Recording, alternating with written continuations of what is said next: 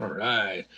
Hello, welcome back to the summer 2021 getaway. I hope you guys are enjoying it. I know there's just a ton of great things going on.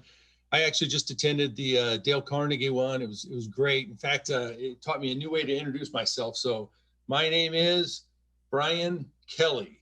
Kind of sounds awkward, but she told me how to do that, and it was kind of interesting. Anyway, I don't know if you guys went to the Dale Carnegie one, but she was just talking about emphasizing your name. So I learned something already today. Hopefully you guys do too. And hopefully you do during this version of this segment of the program. Today we're going to talk about couples and families tackling it together and financial planning for the future.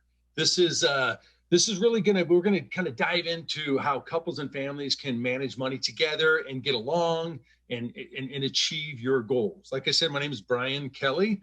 He's just like the Notre Dame coach, whether you like him or not, it's spelled it the same way and all that stuff. But yeah, so I've been with Financial Finesse. That's the company I work with for about 6 years. Before that, I was a financial advisor for 17 years. So I managed people's money. I helped families and couples and single people and small businesses just reach their financial goals, invested their money for them. Now I work for a company called Financial Finesse. We partner with the trust as a benefit to former players. So this is a complimentary benefit to you. It doesn't cost you anything to participate in this benefit. And we don't sell any financial products. So it truly is a great benefit to you. Why don't you flip to the next slide and I'll kind of explain a little bit more about what we do. So when you look at this, these are kind of the things that we talk to players about, or former players about, and current players for that matter. Really it's sometimes it's meeting the basic needs. A lot of times it's about financial planning, about how can I get to the next level? And we have a lot of tools, a lot of resources, unlimited access to us to be able to do that. I'm not throwing this as a commercial, but I wanted to kind of explain what we do, because it really is one of the big takeaways from this is to reach out to us through your program manager, and we can have these conversations. The other reason, as you're looking through this, this pyramid is that we want to start with that solid foundation. So I have a lot of people that I talk to that I'll call about, I want to invest in real estate, or I want to invest in cryptos, real popular right now, or stocks or bonds or whatever the case may be. But let's take a step back and make sure that we built a solid foundation before we start in these top layers.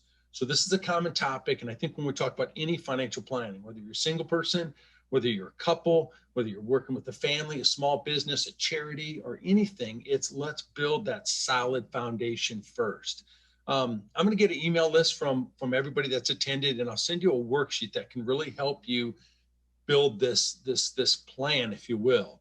And it's about your cash flow. It's about your balance sheet and what that looks like for you, right? And everybody's different. So one thing we say around here is, you've got to own your financial future. Nobody else is going to do it. If someone else makes a mistake in your financial plan, it's your consequences. So we really want to own that. And that's what we're here to do for you. So let's just go into the next one.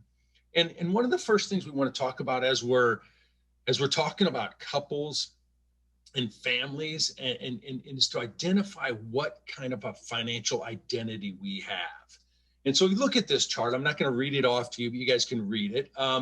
If I look at my wife and I'm that top one. It's primarily, now everybody has a little degree to probably all of these in them. But if you were to pick one, in fact, throw in the chat if you can think of one, what one are you?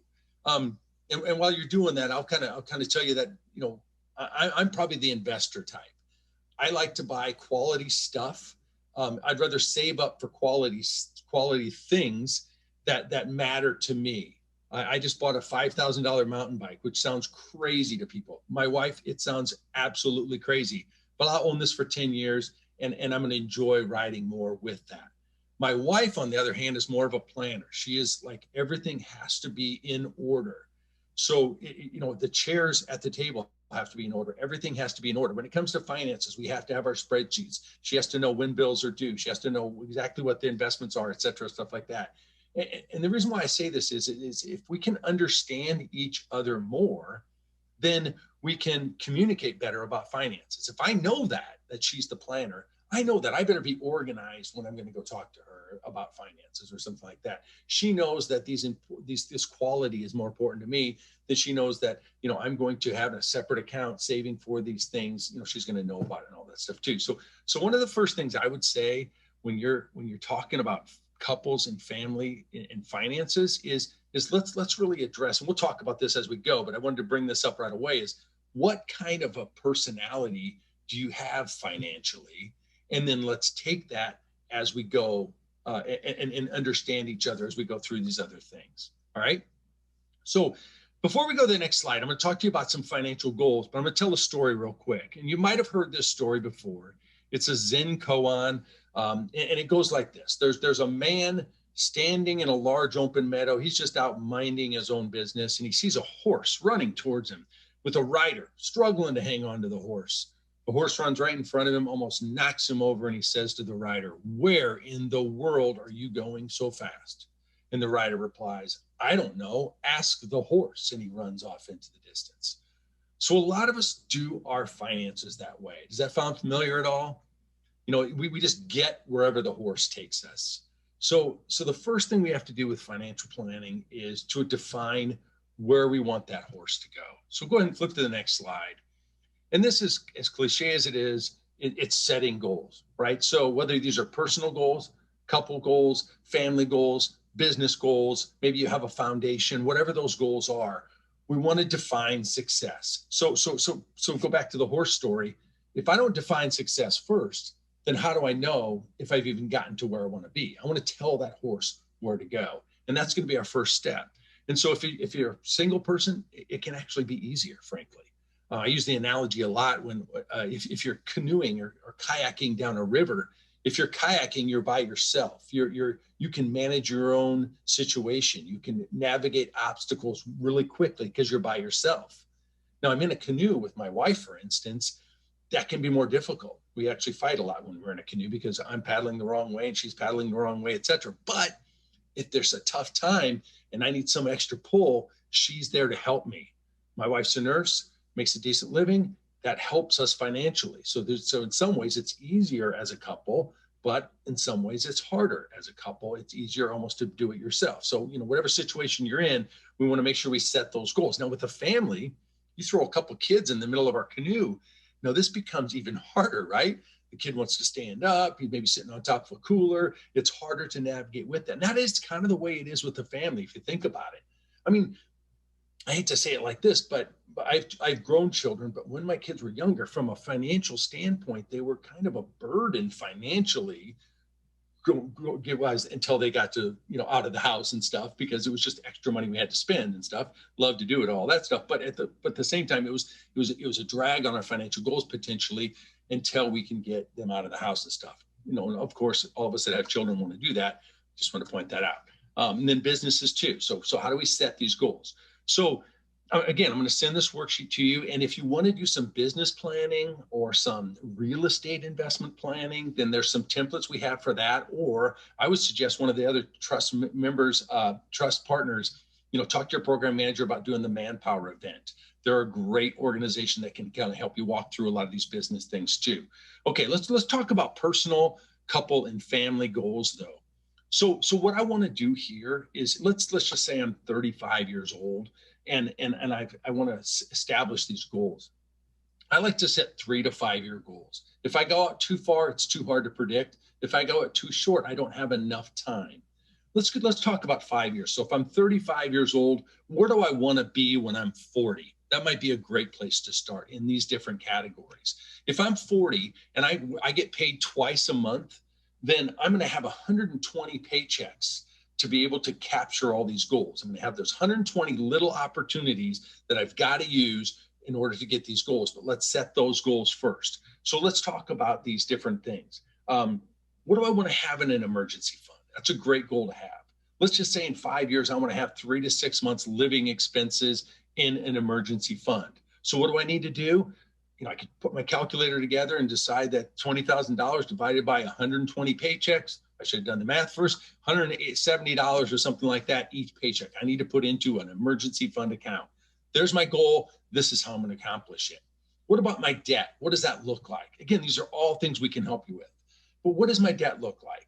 I've got some credit card debt. I've got some student loans. Maybe I've got an auto loan and a mortgage loan. In 5 years, my goal, where do I want the horse to be? I don't want to have any credit card debt. I want to pay my car off. I might still have a little bit of student loans and I might have a mortgage, but that's where I want to be. So what do I need to do before that? I'm going to send you a debt blaster calculator that'll help you kind of determine how we can get there. What do we want our retirement to look like? You got retirement from football. Now you got retirement from the rest of life, right? So when I want to retire at 65, say, and I want to have as much income coming in as I did, what is my plan for that? What about education if I have children? So I got 3 choices with that. I could fund all of it, part of it, or none of it. So if I want to fund none of it, I'm done. Great, congratulations. If I want to fund all of my kids' education, it's very expensive. We better start early and we better put a lot of money away. Most of us want to fund about part of our kids' education. So we're going to start putting a couple $100 into a 529 plan, something like that. What opportunities do I want to take advantage of in the future? So this is a concept that we're going to talk about in a little bit, but do I want to buy a house? Do I want to start a business? Do I want to buy some rental property? Something like that is an opportunity. Maybe I'm not even sure what that opportunity is, but if there is an opportunity coming up, I want to be the person that gets to take care of that. Other things on that pyramid is, what about my life insurance? What about my estate plan? I want to make sure that I have a good estate plan and I'm adequately covered in life insurance in the next couple years. So this is what goals are about. It's about saying, hey, this is where I want the horse to go in 3 to 5 years. If I'm 35 years old, when I'm 40, this is where I'm going to be. So I want to go back and look at my cash flow. What's the income coming in and the expenses going out? Again, I'm going to send this worksheet to you and it'll give you everything that you've got. It's a boring Excel worksheet, but it's a great template to put this down. What we want to do ultimately is create as big of a surplus in each one of those paychecks, meaning I have more income coming in than I have expenses going out. Because how do we fund these goals? It's with that surplus. And if I get paid twice a month over that next 5 years, I've got 120 different little surpluses that I've got to add up to get to all those different goals. And that's really what it's all about. So how do I do that? There's 3 basic ways that I can increase that surplus. Number 1 is I can increase my income. So if I look at it and I say, you know what, right now I'm spending all the money that I'm bringing in. How can I increase my income? That's number 1 option. Can I go drive Uber Eats? Can I get a raise at my job? Can I do a different side gig? Whatever the case may be, is there any way me or potentially my spouse could increase our income? We got to look at that. What are those different areas? Number 2 is I could decrease expenses. And all the time, we should always look at our cash flow, probably every 6 or 12 months at least, to say, am I spending this money the right way? So we've got our fixed expenses, our utility bills, our cell phone, our rent or a mortgage, stuff like that are fixed expenses. And we want to challenge those every 6 months, I would say. What I mean by challenging those is I want to identify, do I need this? And am I paying the right amount? So my auto insurance is a prime example. Do I need auto insurance? The answer is yes. Am I paying the right amount? The answer is I don't know. And if I don't meet with my agent and say, hey, look, explain these coverages to me. And I'll give you an example. I was with one company. I actually switched to another company 2 years ago and I saved $111 a month for actually better coverage. So $111 a month times those 120 paychecks is a lot of money to go on vacation, pay down debt, put on emergencies, put towards retirement, whatever the case may be. We want to challenge all those fixed expenses. One of the biggest things is subscriptions. We have Netflix, Hulu, my 3 kids and my wife and I have all these different subscriptions. And we found out, we did an analysis just a few months ago about Hulu, and it was $8.99 a month. And we decided that when we sat down, we watched 1 half-hour show on Hulu. My daughter watched it, and it cost us $8.99 times 12 months. So whatever that is, $108 a month or so a year that we were paying towards this one show that we only watched a half hour. So it cost us $108. So challenge those fixed home expenses. Then the variable expenses. These are typically our budget killers. These are dining out, even groceries, gas in your car, shopping, entertainment, whatever the case may be. We've got to figure out a way to control those. And the best way to do it, guys, is to say, hey, I'm going to fund these goals. I'm going to pay myself first. I'm going to send money away to these goals every single paycheck. And what I have left, I'm going to figure out how to live on. So if I go to Costco, which is probably our biggest budget killer. If I spend $240 at Costco, I only bought 24 items, by the way. I get to, that means I can't go out to dinner. I have to eat that food. We have to figure that out. So increase income, decrease expenses when challenge it and control. And the third way is to look at your balance sheet. And this is something that I can help you with, or one of my colleagues can help you with, is to sit down and say, hey, here's my assets. Here's what I own and here's what I owe. Is this really the right way to have it? Should I have these investments here? Should I have this debt the way it is? Or is there a different way to do it? Maybe I could sell these investments and pay off this debt would be better because I'm not making as much money as I'm paying on this debt. In rare cases, maybe I'll take a 401k loan out and pay off this high interest rate credit card debt and not pay the credit card company 23%, pay myself back 4% and get this paid off in a time period. Now, as I say that, I want to caution you from going down that road, because more people that do that, or people that do that, are they're more often to have twice as much credit card debt as they did in just 12 months after they took out that loan. So there has to be habits changing too. So I just want to say, anyway, you can look at different ways in your balance sheet to change that and maybe create some more surplus, because that's what we need to have. We need to have that surplus every month so we're able to pay towards these goals. All right. So as we talk about goals, what are ways we can set? Because the biggest thing we have to do is we have to take action. So go ahead and flip to the next slide. I want to talk to you about this concept of financial karma. This is something I came up with just a couple years ago, but it's really been a topic I've talked a ton about with a lot of people.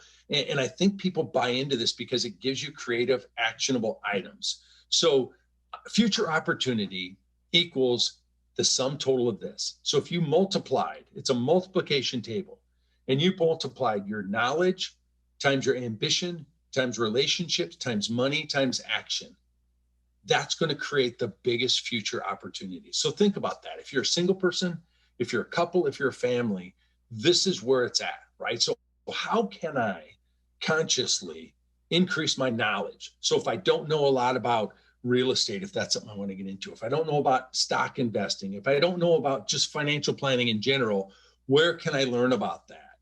Is there some books I can read? Can I call a coach from Financial Finesse and talk to them about increasing my financial knowledge? Are there other ways I can learn? Maybe go back to school, whatever the case may be. The bigger the knowledge, the bigger the opportunity.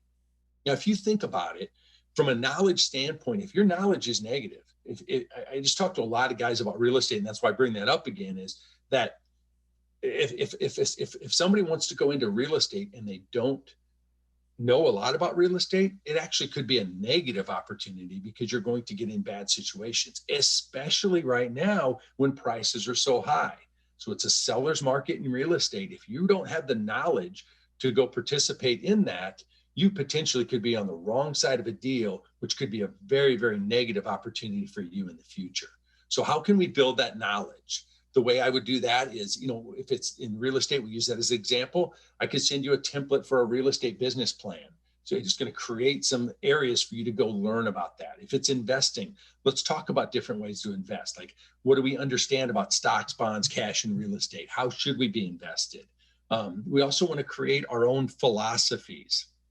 So what I mean by that is, part of this knowledge building is if I have a philosophy, then I at least if I start with the philosophy, I know I can build on that. So for instance, going back to the goals, if I say my philosophy on emergency funds is this: I'm married and I have children that are younger, I want to have 6 months living expenses in my emergency fund. That's my philosophy. Why is that? Because the biggest risk all of us have is losing our job. If I lost my job and I didn't replace that job for 6 months, I would need to create that. I would need to pay for those living expenses for the next 6 months. So that's my philosophy on emergency funds. What's that? If it costs me $4,000 to live, 6 months, I'm going to need $24,000 in emergency funds. What's my debt philosophy? Part of that knowledge thing is, if you think about debt, there's 4 types of debt. Number 1 is consumer debt. It's bad debt. It's something you've already ate, you've already drank, you've already entertained. It's gone, right? That experience is already gone, but you're still paying for it. I'm still, if I was at a beach 2 years ago drinking a margarita and I put it on my credit card and I didn't pay for it, I'm still paying for that drink I drank or in Miami 2 years ago at the summer getaway 2 years ago. That's bad debt. We don't want to have that debt if we can avoid it, or we want to get rid of it as fast as possible. The second type of debt is a little bit better, but it's called depreciating asset debt. And this is typically a car.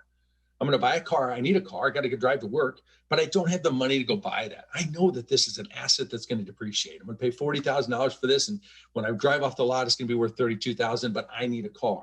So I want to minimize that as much as possible, because a depreciating asset debt is not good debt. This is debt you're paying an interest on, but it potentially is going down in value as fast as you're paying it off. All right. Then there's a couple different types of good types of debt. Number one good type of debt is appreciating asset debt. This is your house. This is great debt, right? So this is, I'm going to buy a home. Hopefully this is going to appreciate in value, maybe even faster than I'm paying it off in my mortgage, because if I'm paying a 3% mortgage and it's going up by 3 or 4%, it's actually growing in value higher than I'm paying this off.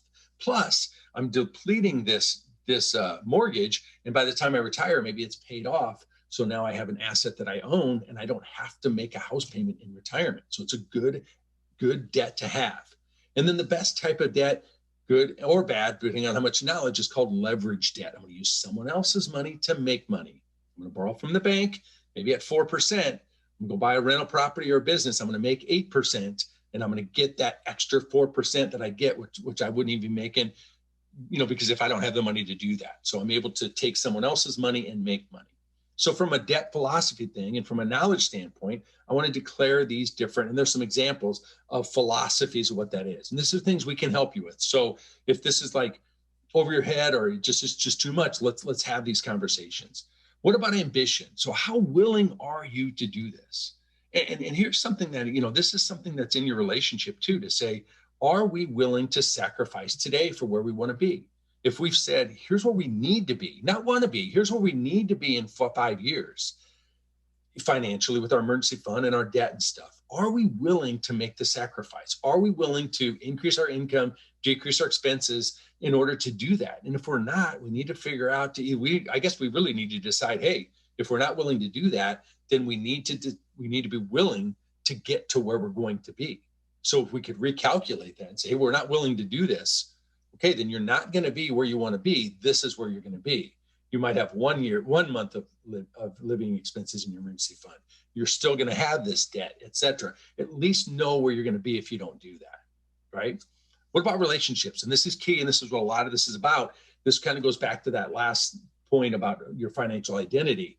Know each other. Know that this is a person. If you're a partnership in money, this person is either going to help you achieve your goals or they're going to potentially hurt you achieve your goals. We all know couples. So if you think about a couple, it's 50-50, right? It's never 50-50.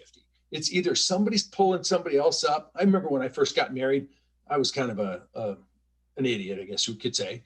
My wife just pulled me up to her level and then kept pulling me up and kept pulling me up. And then sooner or later, maybe I kept pulling her up a little bit, and then we've kind of helped each other get higher and higher based on just the way we live, healthy-wise, on finances, et cetera. But I know a lot of relationships that can go the other way. Here's a spouse and this person goes down here and they're able to kind of come down with them. And all of a sudden, now they're both down here. So if you think about that relationship, it's very, very key to your financial success. And I would suggest to really be just think about that and say, hey, if we're going to do this financial karma together, let's talk about this, because this is something we want to commit to. We want to get to where we want to be. We got to do this together. Now, money's as simple as this. The more you have, the bigger your financial opportunity is going to be. And that's just this whole concept, right? I want to know my cash flow. I want to know my balance sheet. This is where the numbers are. This is where we can sit down and say, hey, here's the facts where you're going to be if you keep doing what you're going to do. Happy to help you out with that. And I hope we do. I hope after this, in the next couple of weeks, we have some meetings. If you just contact your program manager, contact me or Chris or Juan Carlos, who work with the trust, and we can help you with this whole karma equation. Now, the last one's action. And I think it's the most important one, because if you think about it, here you are at the summer getaway. If you don't do anything with these 2 days, or this 45 minutes for that matter, if you don't do anything, then you're not going to get anywhere. right? I mean, it's just not going to happen. You literally wasted 45 minutes or potentially 2 days if you don't take some action based on what you learned or what motivated you to do. So I would encourage you, whether you're writing notes down now, you're having questions or anything like that, to just to say, hey, I'm going to do this in the next 24 hours. We've all heard that rule. If we don't do something in 24 hours, it doesn't happen. Well, it's true. So in the next 24 hours, I'm going to contact my program manager and talk to Brian or Chris or Juan Carlos about building this financial karma plan. I'm going to sit down with my spouse and look at our cash flow and see if we're really going to get to where we want to be. I'm going to identify relationships. That's another thing about relationships. It's not just the relationship you're in, it's about future relationships. What future relationships do you want to develop? That might be a great action item. If I want to get into a business or something, if I'm going to get into gyms or something like that, there's a couple people here present that you could talk to say, hey, I want to learn a little bit more about this. This is a key relationship I want to identify, maybe grab a cup of coffee with or a Zoom meeting with and start building that relationship. Because when that opportunity comes, it's those relationships that you've been building that are going to take advantage. It's not that relationship at the moment of the opportunity. It's the ones you do beforehand. All right. So this is the big action thing right here. It's your financial karma. How can you build that? And I just want to, kind of emphasize that a little bit more. So again, a couple of things I'm going to send you is the financial karma explanation with the worksheet. And then I'm also going to send you the financial identity thing too, and some ways to kind of talk to your spouse and then eventually your family about these things too. All right. We can go ahead and go into the next slide here.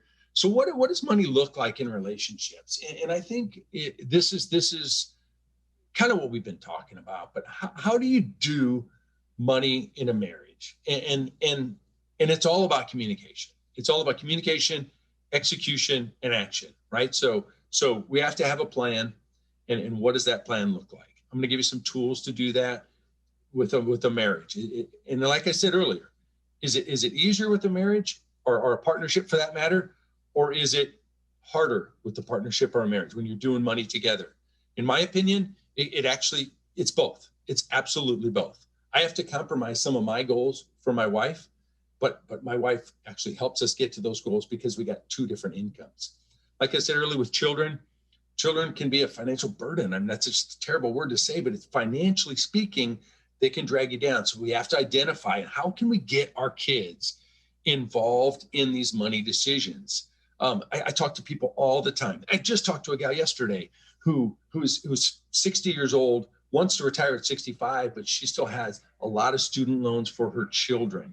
So we all, as parents, want to have the best for our children, but sometimes the best thing is not to give them what we can't afford to give them. That's frankly what this gal did. Is she provided them with an education that she's still paying for. Now she's not going to be able to retire. I mean, when we look at her numbers, it's impossible for her to retire probably before she's 70, if not 72 or 73, because she has to get these loans paid off, which is costing her about $700 a month. So we have to think about that. How can we get our kids involved? And education is the biggest one, right? So how can we sit together with our kids and say, how can you be active in this education goal? What is your goal? First of all, go back to the goals. What is your goal? Well, start talking to 6th, 7th grade. And I know that sounds early because it's a lot of unexpectations are going to come up, but at least I start talking to them. What do you want to be when you grow up? How much would that cost? How much school would that take? What can you start doing to build your resume right now? I talk to people all the time about, going back to the karma equation, is what is your true value proposition? So if you think about that for a second, if you're thinking about that, go into your conversation with your kid, what is your value proposition? And then let's talk about the kid here real quick. So as a 6th or 7th grader, what's your value proposition to a college? Now, the college is going to ask you if you want to get scholarships or whatever, whether that's a football scholarship, another sports scholarship, an academic scholarship, anything else. They're going to ask you what you've done, not what you're going to do. They're going to ask you what you've done. So if you think about that from a standpoint of a 6th or 7th grader, what are some things, they don't have to be huge, but what are some things you can do in the next 6 or 7 years before you hit college that you can build a resume, build your value proposition before you get into that before you get into the time where you're applying for scholarships. What are the things you can do? Become an Eagle Scout, get into some kind of a clubs that are active, build your grades up, athletics, whatever the case may be. I'm going to consciously think about these are things that my children can do to start building that resume. Because I think what happens is we get to that point where we're filling out the scholarship and we're like saying, hear it all the time, I wish I would have done this. I wish I would have done this, just like us with all of our financial planning. So that's something that we can get our kids involved in, and it's going to help us out with that. The other thing too is, depending, going back to the pyramid, where we are in that chart. Maybe we're towards the bottom of that chart. We just can't afford these things with our kids. We have to sit down and talk to them and say, hey, look, this is what it costs our children, or this is what it costs our family for you to have your sports activities, your whatever the case may be. Now, we still want our kids to have that potentially, but if they know the value of that, they're going to appreciate it more. And maybe they're even going to pitch in to do something else to help you out with that. Can I go volunteer at this camp to help you reduce your costs, mom and dad? Because I know we as a family want to achieve these goals. And by me going to this might defer from those goals. Let's have that conversation. That's the big thing with the family. With friends, going back to the philosophy, what is your giving strategy, or what is your giving philosophy, your giving or lending philosophy? When you were playing football, for the guys who played football here, I think this is one of the biggest mistakes potentially that current players have, is that they don't define a giving and lending philosophy. So we should all have that, right? So my giving philosophy might be like something like, hey, I'm going to give to the church, or I'm going to give to whatever faith it is. I'm going to give that. I'm going to help my friends and family out, depending on what kind of means I have, but I've got to separate that money out and make sure that goes along with the rest of my goals.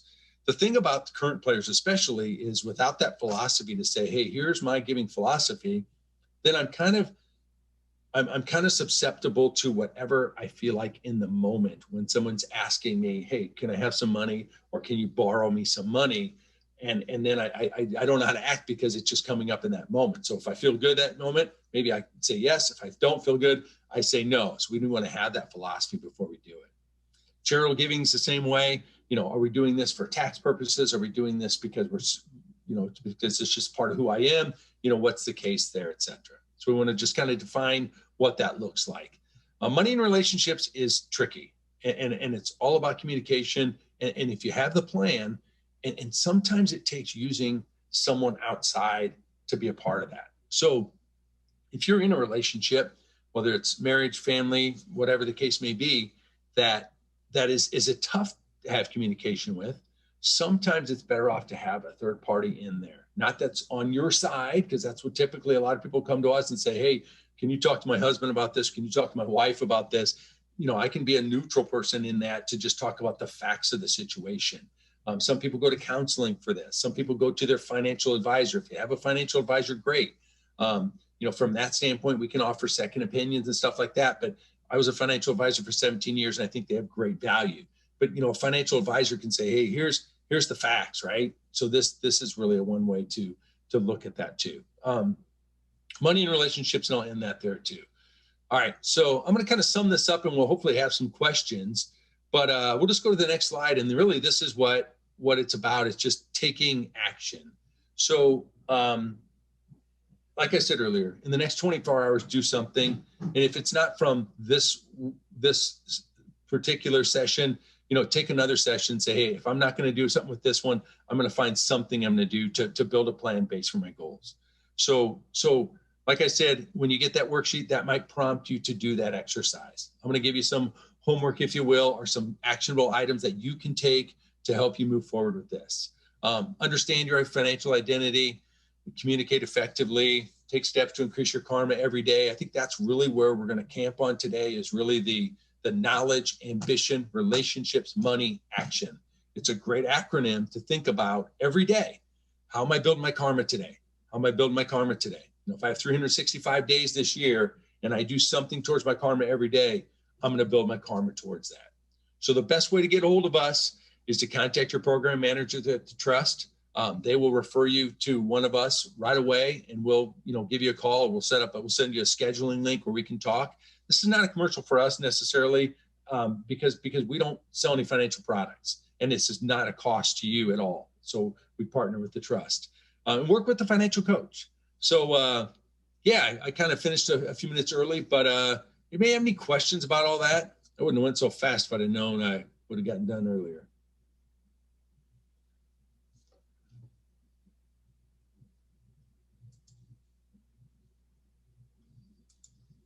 Any questions at all? Okay, I'm going to email that. So the worksheets, I'm going to email these worksheets to you. So it said, just you mentioned worksheets. Where can those be found? I'm going to email those to you. So really what it is it's the karma worksheet. The first step of the karma worksheet is the goals. And here's where you're going to list your philosophy and your goals on this worksheet. The next step is your cash flow. So write down your current cash flow, the income that's coming in, the expenses that are going out, and then look at, there's two columns. There's a current column and a better column. If there's a better way for you to be spending money, let's talk about that better way to spend money. This is the nuts and bolts. This is your engine for fueling your goals. And then the balance sheet is just a list of everything you own and a list of everything you owe. And that's just a great way to say, hey, if I had this money today and this debt today, would I do it over again? Or maybe there's a way we can change that.